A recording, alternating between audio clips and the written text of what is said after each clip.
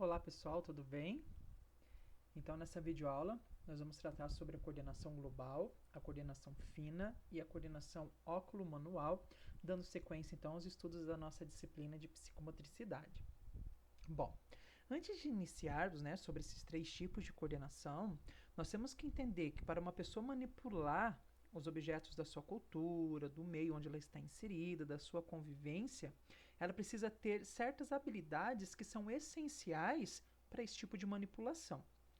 Ela precisa saber e ter noção dos movimentos de espaço, desenvoltura, ter certas habilidades deste movimento, ter noção da sua postura, do seu equilíbrio, ter domínio dos gestos, ter domínio da manipulação do objeto em questão. O tônus muscular, obviamente, que contribui para toda essa coordenação. E nós sabemos que esses movimentos, dos mais simples até os mais complexos, eles são determinados pelas contrações musculares, não é? Que nós já estudamos sobre toda a influência do músculo para o movimento, que é coordenado diretamente pelo sistema nervoso.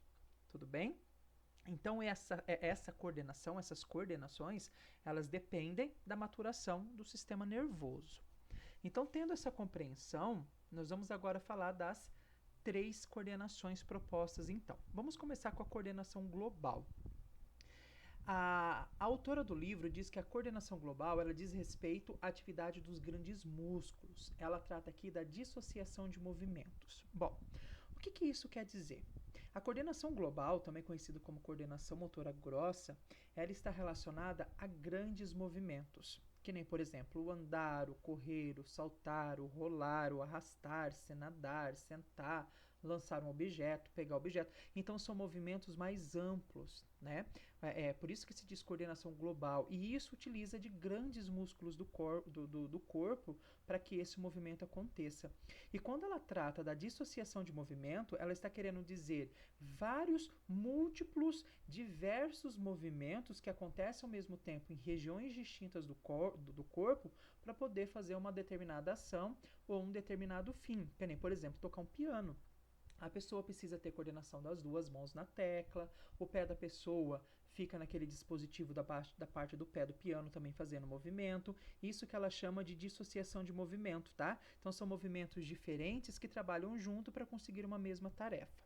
Então a coordenação global ela é um ato neuromuscular, ela depende de todo o sistema neurológico, justamente com a ação dos músculos, que nem, por exemplo, correr, é necessário que a pessoa tenha uma noção do equilíbrio, da sua coordenação, de resistência e força muscular.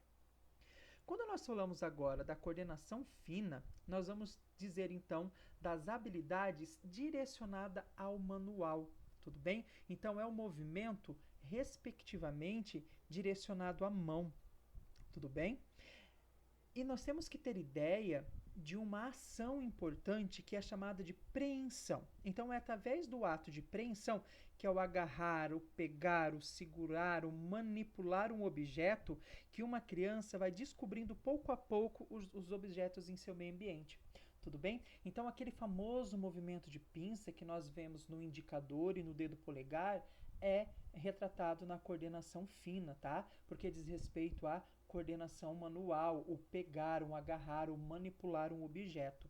E também a coordenação óculo-manual, que diz respeito ao controle ocular, onde a visão acompanha os gestos da mão.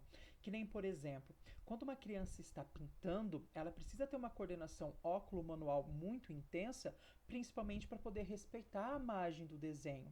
Outro exemplo se nós pegarmos, seria o fato daquelas atividades de zigue-zague, não é? A criança, antes de pegar o lápis e passar o traçado em cima dos pontilhados, a visão, a coordenação óculo-manual dela já fez todo um desenho do movimento que vai ser necessário antes da própria ação acontecer. Isso seria a coordenação óculo-manual. Aí é interessante nessa obra que nós estamos tratando lá da Oliveira, que ela traz para a gente um manualzinho proposto por Silver e Again lá em 1991, quando trata da posição normal do segurar um lápis e também da condição que trata como anormal. Então nós temos aqui retratado essas posições. Tudo bem? Bom, então, essa é um pouco da degustação da nossa obra que nós vamos tratar na nossa próxima live. Então, eu gostaria que vocês fizessem um estudo prévio do material já disponibilizado para vocês e que esse vídeo tenha ajudado aí a dar o início a esses estudos, tá bom? Então, bons estudos para vocês, um grande abraço e até a próxima. Tchau!